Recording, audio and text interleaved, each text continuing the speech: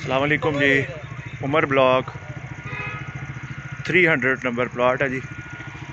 बहुत अच्छा ये आप देख सकते हैं, अच्छा प्लॉट है। घर बने हुए हैं बैक साइड पे।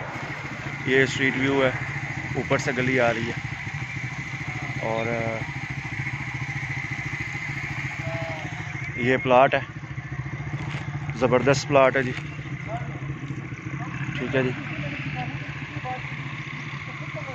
ये फ्रंट है और ये साथ सामने कमर्शियल नज़र आ रहा है आपको। ठीक है जी, आप कमर्शियल, वो पीछे हॉस्पिटल भी है।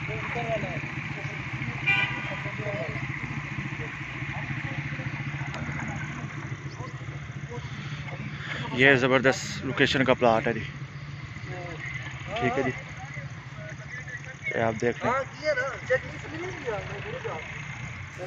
ये प्लॉट।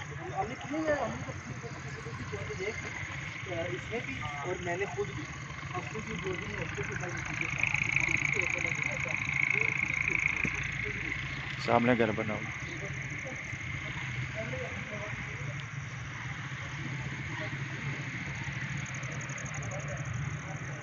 ये प्लॉट।